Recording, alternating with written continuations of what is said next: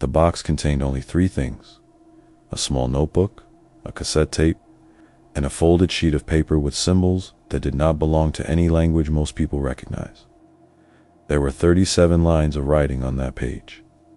Not letters, not numbers, something else. A linguistics professor later said the pattern looked structured, almost grammatical. That means someone wrote it intentionally, not randomly. One lesser-known fact about undeciphered writing systems is that researchers often count symbol repetition first. When symbols repeat in stable clusters, linguists suspect a real language or code rather than decoration. The tape came from a recorder common in the late 20th century. The sound quality is thin, but the voice is clear enough. An older man speaks slowly, almost carefully, as if choosing every sound with precision. Those who knew him said he spoke at least 6 languages fluently and understood several more. The family always believed the message was a warning, because the final sentence spoken in English says only one thing: if anyone hears this, do not repeat the words aloud. A lesser-known detail from linguistic fieldwork is that many researchers recording endangered languages intentionally leave warnings about pronunciation, because repeating certain ceremonial phrases outside context is considered offensive or dangerous in some cultures. That brings us to the question at the center of this investigation. Why would a man who spoke many languages leave a warning in a language that no one around him could recognize? One lesser-known fact from archives of linguistic preservation is that thousands of languages have been recorded only once or twice before disappearing from active use. The scene itself is ordinary. A house after the death of an elderly relative, drawers opened, boxes sorted, papers examined for family history. The notebook looked like travel notes at first, lists of places, dates, fragments of phrases. Then the symbols appeared. The entire page is written in them.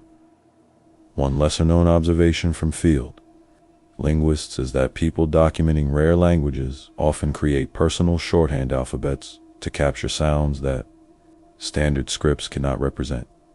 Family members tried simple explanations first. Maybe the symbols were a private code. That idea makes sense. Many multilingual people enjoy puzzles and ciphers. A quick search through common substitution ciphers, however, produced nothing. The pattern did not match any standard encoding system. A lesser-known fact from cryptography research is that simple substitution codes usually reveal themselves quickly through frequency analysis of letters, especially when enough text exists. So perhaps the symbols represented a language written phonetically.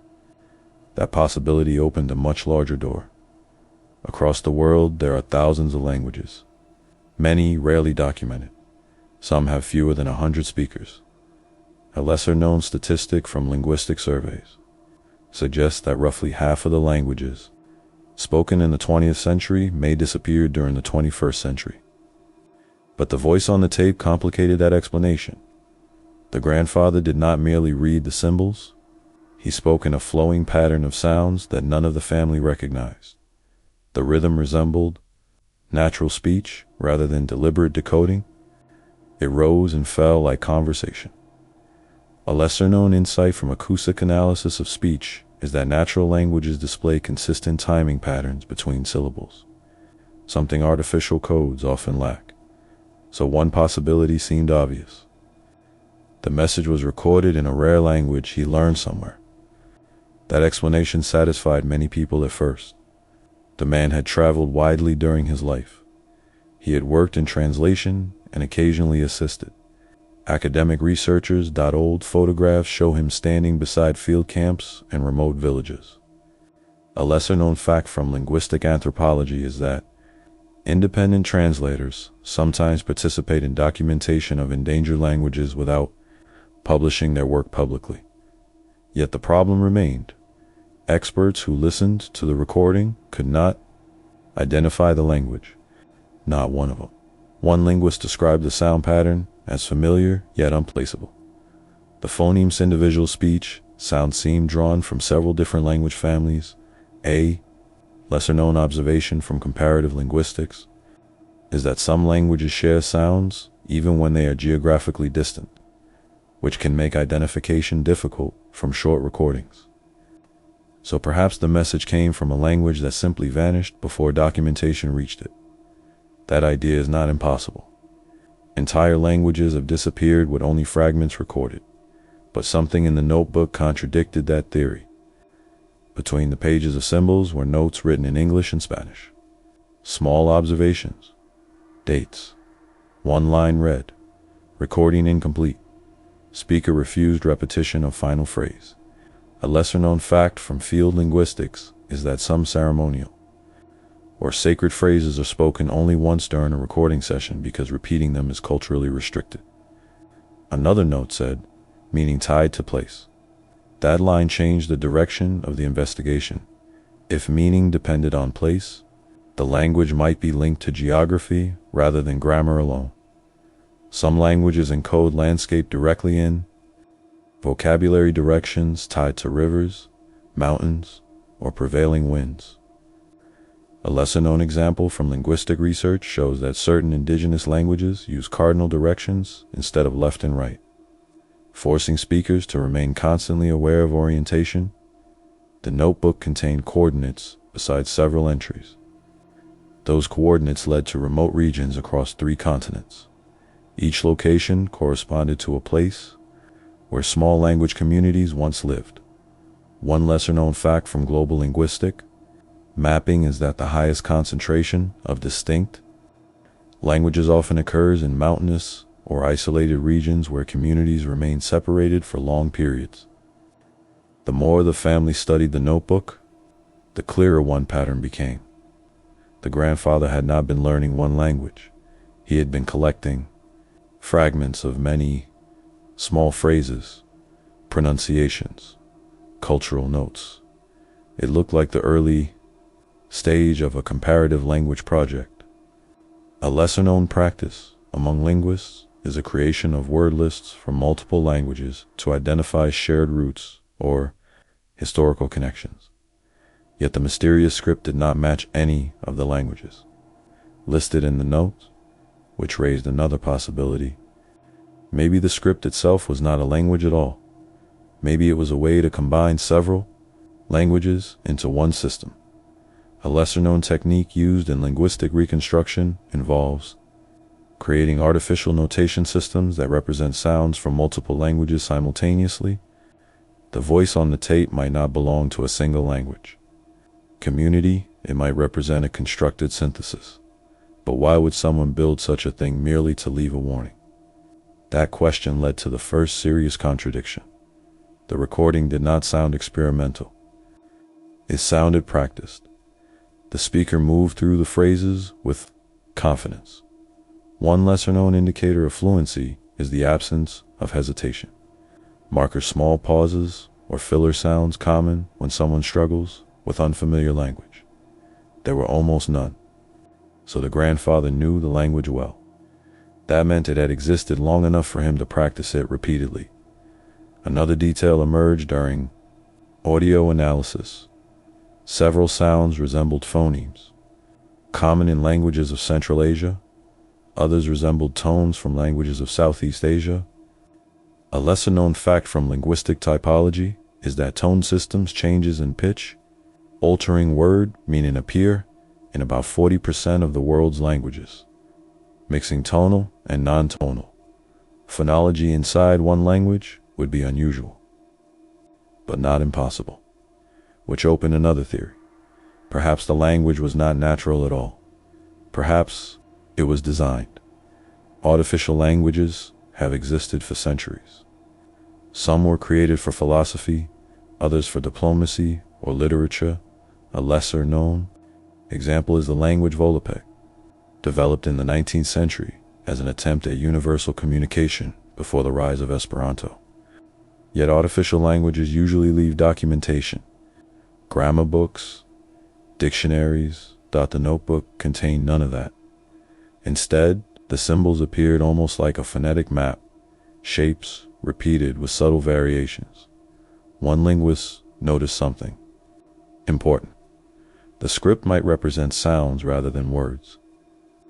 A lesser-known fact from phonetic transcription is that linguists sometimes invent personal symbols when standard alphabets cannot capture subtle differences in pronunciation. If the notebook captured sound precisely, the script could function like a recording on paper. And that brought the investigation back to the tape. When the symbols were compared to the rhythm of speech in the recording, a pattern emerged. Clusters of symbols matched. Clusters of syllables. It was not a code, it was a transcription. Technique in language preservation involves writing phonetic notes while recording audio, ensuring that future researchers can reconstruct pronunciation even if technology fails. So the script recorded the language of the tape, but that still left a central mystery. Why would the message include a warning not to repeat the words aloud? The notebook contained one more clue. Near the end of the pages, the grandfather had written a sentence in English. Some phrases are not meant to travel. A lesser-known cultural rule documented in several indigenous traditions restricts certain stories or chants to specific places or seasons. If the phrase on the tape belonged to that category, repeating it elsewhere could be considered disrespectful or dangerous. But the message itself was still unknown. Linguists attempted partial translation by isolating recurring sound patterns. A few segments resembled directional terms. Others sounded like verbs associated with movement. One phrase repeated 3 times. Each time the tone of the voice lowered slightly. A lesser-known observation from linguistic analysis shows that repetition within oral traditions often emphasizes warnings or instructions rather than narrative details. Gradually, a possible meaning formed. Not a full translation, but a structure. The speaker described a place, then described an action, then warned against repeating something tied to that place, which suggests the language was never meant to spread. It existed to preserve knowledge within context. The grandfather might have understood that removing the words from their cultural setting would distort their meaning, so he left the message in the original language, along with the warning. A lesser-known principle of anthropology states that cultural knowledge often loses accuracy when translated, without the surrounding traditions that give it meaning. In other words, the warning may not have been about danger, it may have been about responsibility. The tape preserved the sound of a language fragment that belonged somewhere specific.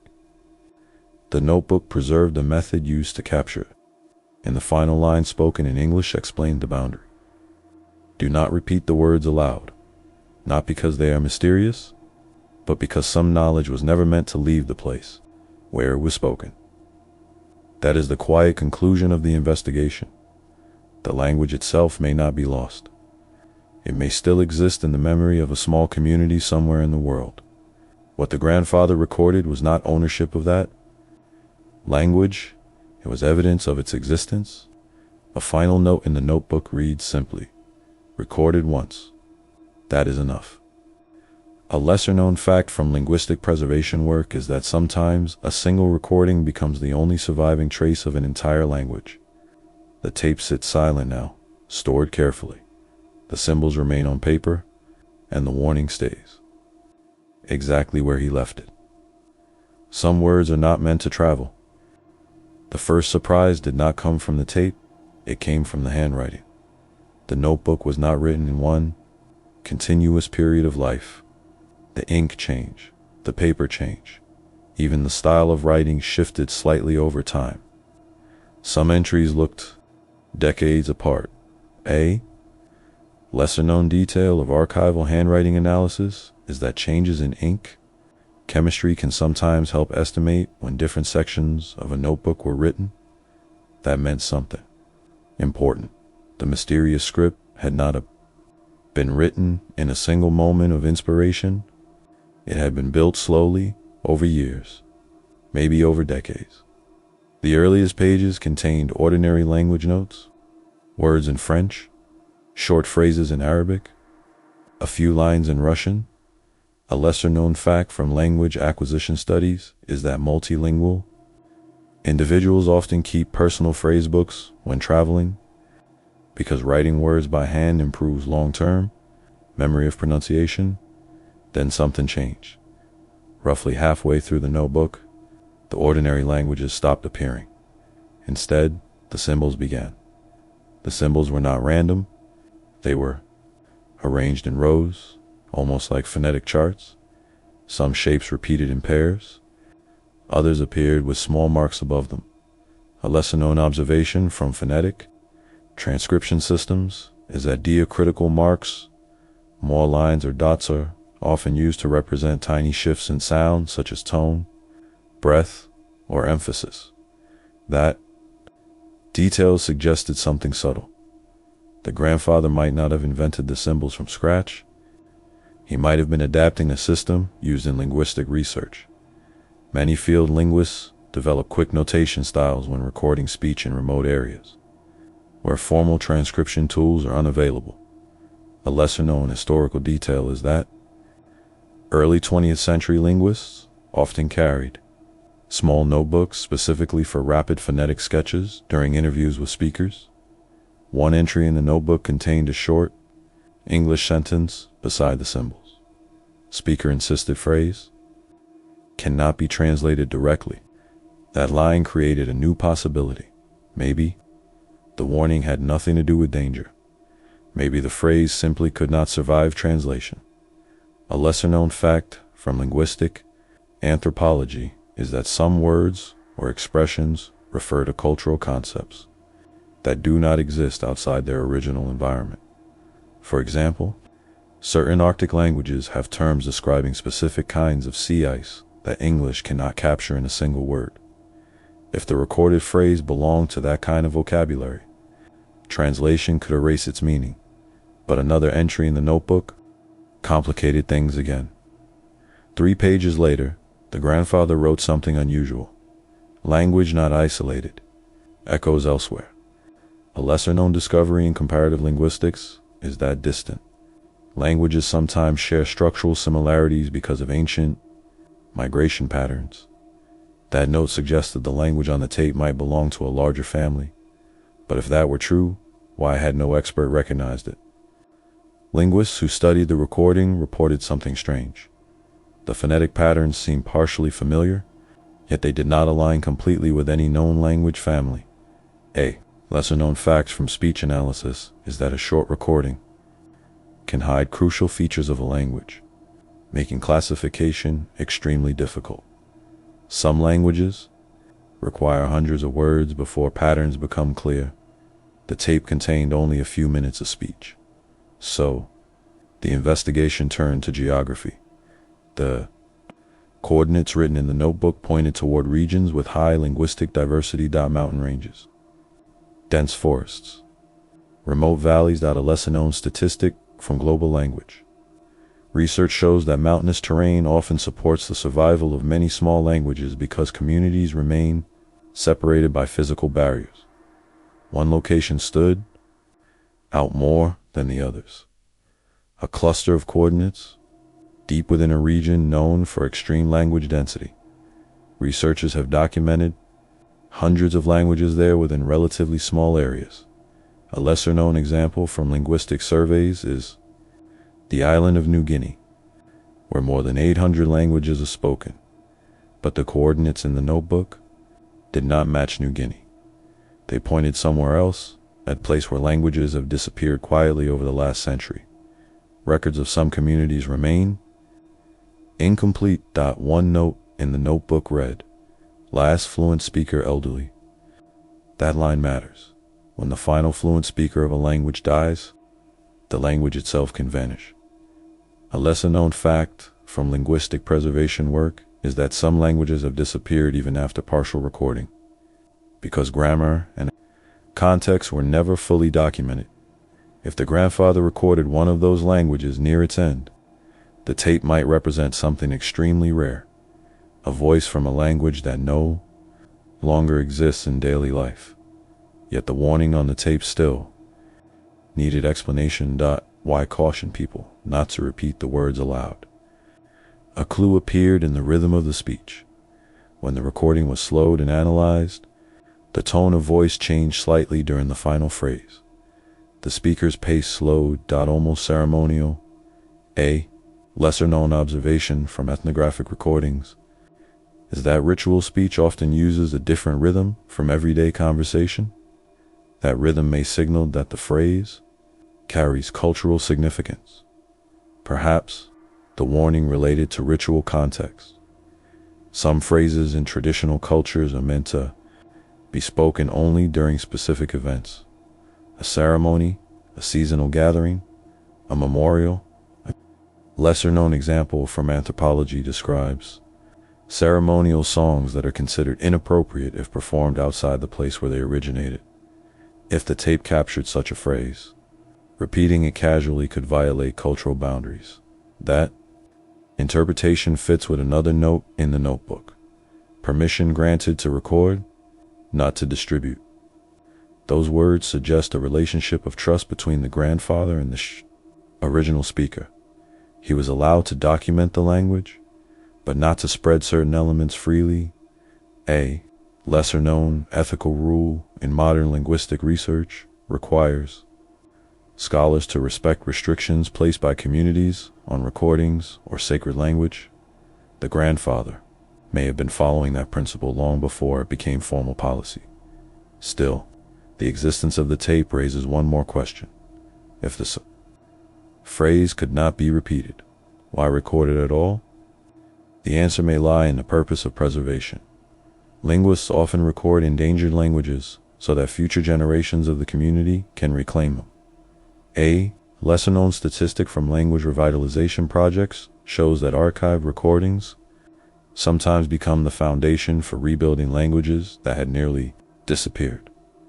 The tape might not have been meant for outsiders. It might have been meant for descendants of the original speakers, but the grandfather added a warning because he knew something else. Language carries power beyond vocabulary. Words hold memory, identity, history. Removing them from context can distort their meaning.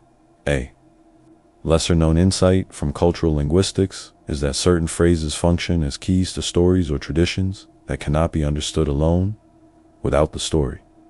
The words become empty or misunderstood, which leads back to the central mystery. Why write the language in a script no one else recognized? The answer may be practical. Standard alphabets cannot represent every sound in human speech, so field linguists sometimes invent personal symbol systems tailored to a specific language. A lesser-known fact from phonetic documentation is that even the International Phonetic Alphabet cannot perfectly capture all subtle sound differences found in some languages. The grandfather may have needed a custom script to capture sounds accurately, which means the symbols were not a code at all. They were a tool, a way to preserve the voice on the tape with precision, and the warning ensured that the recording would remain respectful to its origin. The investigation did not uncover a secret language created by the grandfather. Instead, it uncovered something quieter, a moment when a rare voice was preserved carefully, with boundaries intact. One line at the end of the notebook reflects that responsibility. Language belongs to those who live it. A lesser-known reality of linguistic history is that thousands of voices have already disappeared. Without recording, sometimes all that remains is a single notebook or a short tape, and a reminder that knowledge can be preserved without being taken. The tape still exists. The symbols remain undeciphered to outsiders, and the warning remains exactly where the grandfather left it. Do not repeat the words aloud.